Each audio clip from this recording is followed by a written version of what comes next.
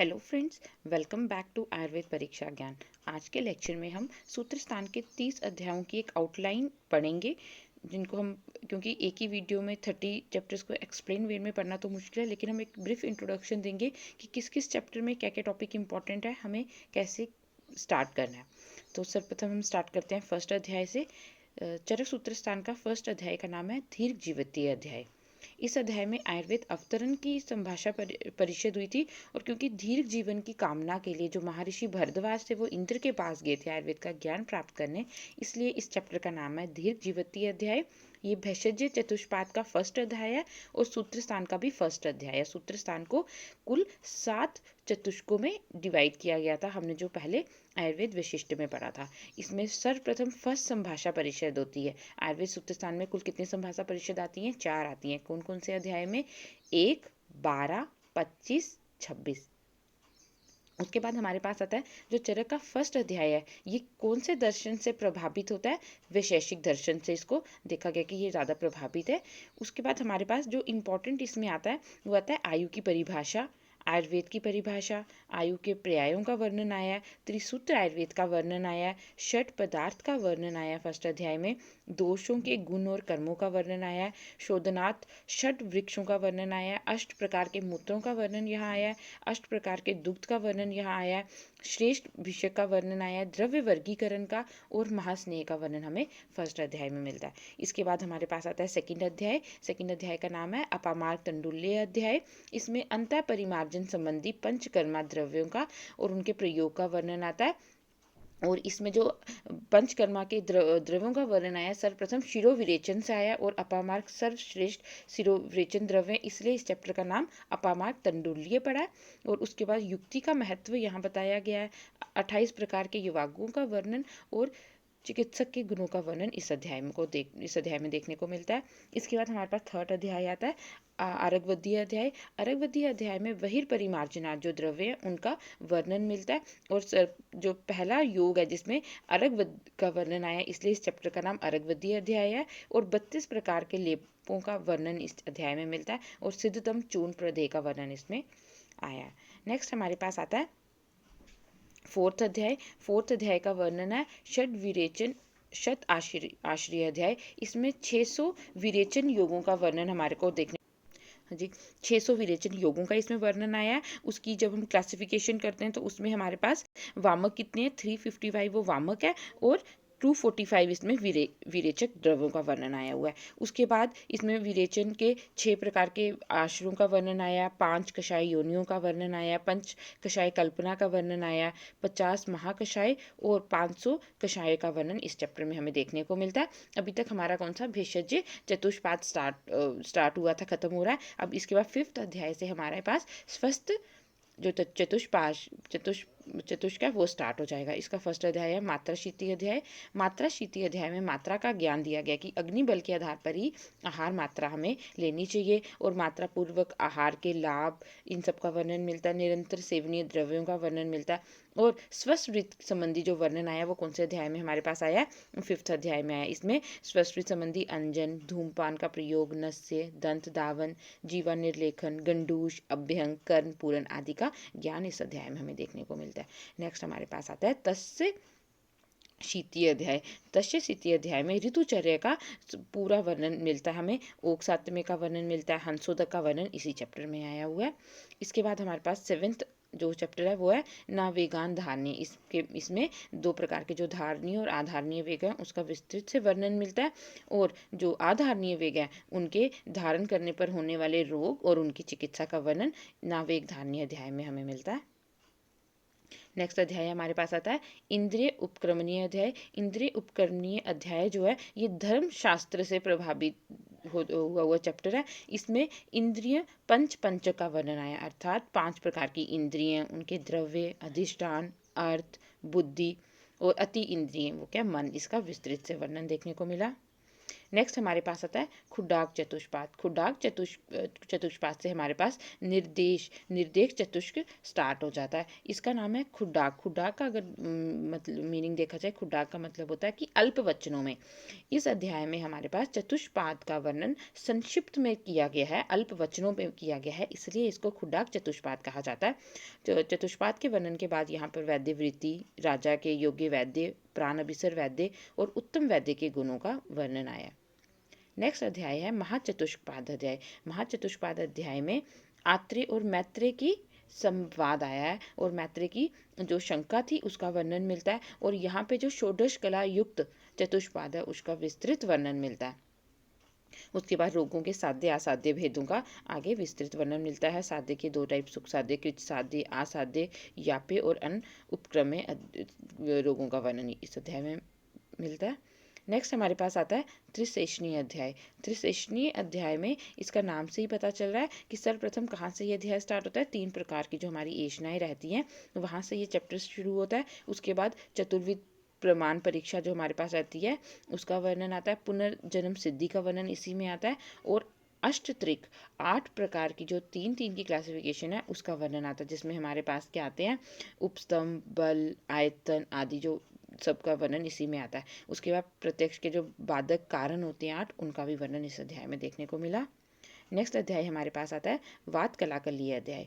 वात कलाकलीय अध्याय में इसका नाम से ही है वात कला। कला का मतलब होता है गुण, आकलीय का मतलब होता है दोष। तो इस अध्याय में वात के गुण और दोषों का वर्णन विस्तृत से देखने को मिलता है। वात के अलावा इस अध्याय में हमारे पास संभाषा परिषद भी आई है, और उसके बाद पित्त और कफ के गुणों और कर्मों का वर्णन भी इस अध्याय में है।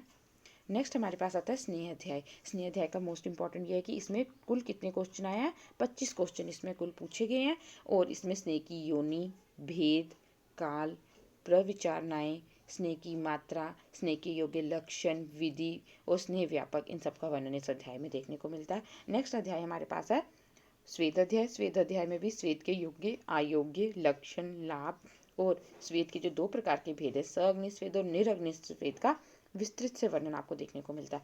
नेक्स्ट अध्याय हमारे पास आता है उपकल्पनीय अध्याय।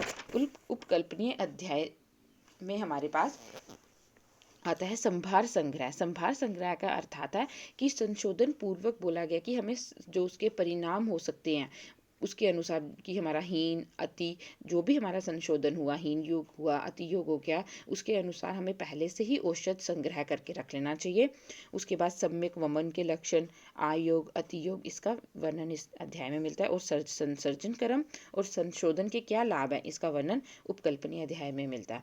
नेक्स्ट हमारे पास आता है 16वां अध्याय चिकित्सा प्रवृत्ति अध्याय। चिकित्सा प्रवृत्ति अध्याय में भी हमें बोला गया कि जो चिकित्सा में प्रयुक्त होने वाली जितने भी औषधियाँ उन सामग्री हैं इनका हमें क्या करना चाहिए, एक वैद्य को युक्त होना चाहिए और फिर ही चिकित्सा में प्रवृत्त होना चाहिए। तो इस अध्याय में भी संशोधन के, विरेचन के सम्यक योग, आयोग का लक्षण देखने को मिला है। और इम्पॉर्टेंट इसमें याद रखना कि इसमें स्वभावो परमवाद एक जो बोध संबंध की है चरक में मिलती है सूत्र स्थान में, उसका वर्णन 16वें अध्याय में आया हुआ है। नेक्स्ट हमारे पास आता है क्रियन शीर्षीय। अभी तक कल्पना चतुष्पाद चल रहा था, अब हमारे पास शुरू हो गया कौन सा चतुष्पाद है, नेक्स्ट हमारे पास रोग चतुष्क। रोग चतुष्क का फर्स्ट अध्याय है क्रियन शीर्षीय अध्याय। इसमें ये स्टार्ट ही कहाँ से होता है, शिरो रोगों से। इसमें शिरो रोग, हृदय रोग, दोष, मान विकल्प से 62 टाइप के जो रोग हैं उनका, 18 प्रकार के क्षय का, प्रमेय पीड़िका, विद्रदी, दोष गति आदि का वर्णन मिलता है। नेक्स्ट हमारे पास है त्रिशोथी अध्याय। त्रिशोथी अध्याय में त्रिविध शोध से शुरू होता है। उसके बाद इसमें स्थानिक शोध का संग्रह, त्रिविध बोध संग्रह, दोष कर्म आदि इस सब का ज्ञान किसमें मिलता है, त्रिशोथी अध्याय में। उसके बाद हमारे पास आता है अष्टोत्तरीय अध्याय। अष्टोत्तरीय अध्याय को रोग संग्रह अध्याय भी कहते हैं। क्या कहते हैं इसको, रोग संग्रह अध्याय भी कहते हैं, क्योंकि इसमें जो 48 टाइप्स की सामान्य व्याधियां उनका वर्णन देखने को मिला है। इस अध्याय में विस्तृत रूप से रोगों का संग्रह और उनकी जो टाइप्स हैं उसका वर्णन मिलता है। नेक्स्ट हमारे पास आता है 20 अध्याय जिसका नाम है महारोग अध्याय। महारोग अध्याय में हमारे पास नानात्मक जो रोग हैं उनका विस्तृत वर्णन देखने को मिला है। वात 80 प्रकार का, पित्त 40 और कफ जो 20 प्रकार के, उनका वर्णन महारोग अध्याय में आया हुआ है। और रुक सामान्य से रोग को 1 प्रकार का भी जो माना है वो इसी में विस्तृत वर्णन मिलता है। नेक्स्ट हमारे पास आता है अष्टोनिंदित्य अध्याय। अभी तक हमारे पास रोग चतुष्क चल रहा था, इसके बाद हमारे पास कौन सा योजना चतुष्क स्टार्ट हो गया। अब हमारे पास योजना चतुष्क का फर्स्ट अध्याय हमारे पास कौन सा, अष्टोनिंदित्य अध्याय। अष्टोनिंदित्य अध्याय में 8 प्रकार के निंदित जो बताए गए हैं उनका वर्णन है, और जो मेन सबसे निंदित माने गए वह स्थूल्य और कार्श्य, उसका विस्तृत रूप से वर्णन इस अध्याय में मिलता है। और उसके बाद निद्रा का वर्णन भी इसी अध्याय में आया। नेक्स्ट हमारे पास आता है लंघन बृहन्य अध्याय, जो मतलब 22 अध्याय है। इसमें षड्विध उपक्रमों का वर्णन आया। क्या, लंघन, बृहन, रूक्षण, स्नेहन, स्वेदन और स्तंभन। कहा गया है कि जो भी हम चिकित्सा कर्म करते हैं उसमें ये जो षड्विध उपक्रम है इसके बिना कोई भी चिकित्सा नहीं हो सकती, इसलिए इनकी इंपॉर्टेंस है चिकित्सा में, तो इसका एक अलग से ही चैप्टर आया। नेक्स्ट हमारे पास है संतर्पणीय अध्याय। नाम संतर्पणीय अध्याय है, लेकिन इसमें संतर्पण और अवतर्पण दोनों ही रोग और उनकी चिकित्सा का वर्णन देखने को मिलता है। नेक्स्ट अध्याय आता है विधि शोणितीय अध्याय। विधि शोणितीय अध्याय में शुद्ध शोणित के रक्त दुष्टिजन्य रोग, रक्त मोक्षण, मद, मूर्छा और संन्यास, इस सब का विस्तृत से वर्णन देखने को मिला। अब हमारे पास ये यहाँ तक था योजना चतुष्पाद। अब इसके बाद हमारे पास कौन सा, अनपान चतुष्पाद स्टार्ट हो जाता है। उसका जो फर्स्ट अध्याय है वो हमारे पास कौन सा है, यजपुरुषीय अध्याय। यजपुरुषीय अध्याय में आपके पास थर्ड संभाषा हमें देखने को मिलेगी। अभी तक हमने पढ़ा फर्स्ट में, उसके बाद 12th में, उसके बाद अब 25 में और फिर 26 में। तो कुल कितनी संभाषा परिषद हैं, 4। इसको कैसे मैंने आपको बोला था शॉर्ट में याद रखना, 1, 12, 25 और 26। 25वें अध्याय की जो संभाषा परिषद आई है वो राशि पुरुष एवं रोगों की उत्पत्ति के ऊपर आई है, जो संभाषा परिषद हुई थी। और कुल कितने आचार्यों का मत है इसमें, 9 आचार्यों का मत आया इसमें। उसके बाद इसमें हिताहित द्रव्यों का, अग्रय द्रव्य, आसव वर्णन, इस अध्याय में देखने को मिलेगा आपको। नेक्स्ट हमारे पास आता है आत्रेय भद्रकाव्य अध्याय। आत्रेय भद्रकाव्य अध्याय में चौथी संभाषा परिषद देखने को मिलेगी, जो रस के संख्या विशेषक संवाद हुई है कि निर्णय के लिए, और उसके साथ साथ द्रव्य, गुण, वीर्य, विपाक आदि इन सब का इसमें वर्णन मिलता है। नेक्स्ट आता है अनपान विधि। अनपान विधि में हितकर, आहित्य द्रव्य, आहार द्रव्यों का वर्ग इसमें आता है। 27वें अध्याय में इष्ट, वर्ण, गंध, रस, स्पर्श, विधि आदि इस सब का वर्णन है।